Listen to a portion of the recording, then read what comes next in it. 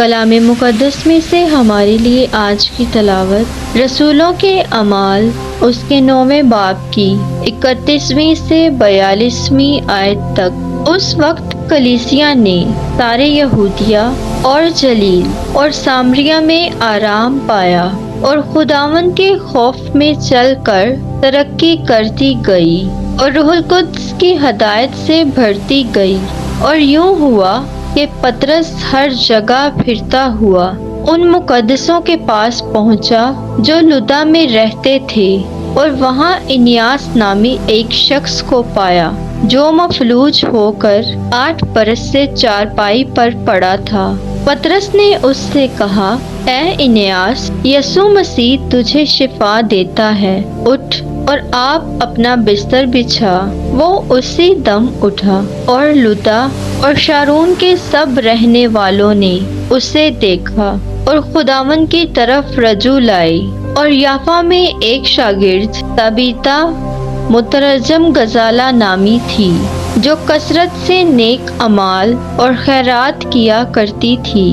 اور یوں ہوا کہ ان دنوں میں وہ بیمار ہو کر مر گئی، اور انہوں نے اسے نہلا کر بالا خانہ میں رکھا۔ اور اس لیے کہ لدہ یافا کے نزدیک تھا، سب شاگردوں نے سنا کہ پطرس وہاں ہے، تو اس کے پاس 2 آدمی بھیج کر درخواست کی کہ ہمارے پاس آنے میں دیر نہ کر۔ تب پطرس اٹھ کر ان کے ساتھ چلا، اور جب پہنچا تو اسے بالا خانہ میں لے گئے، اور سب بیوہ عورتیں روتی ہوئی اس کے آس پاس کھڑی ہو کر اسے وہ کرتے اور کپڑے دکھاتی تھیں جو غزالہ نے ان کے ساتھ رہتے ہوئے بنائے تھے۔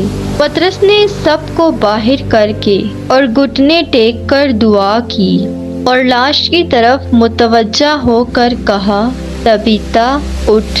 تب اس نے اپنی آنکھیں کھول دیں اور پطرس کو دیکھ کر اٹھ بیٹھی، اور اس نے ہاتھ پکڑ کر اسے اٹھایا اور مقدسوں اور بیوہ عورتوں کو بلا کر اسے زندہ ان کے سپرد کر دیا۔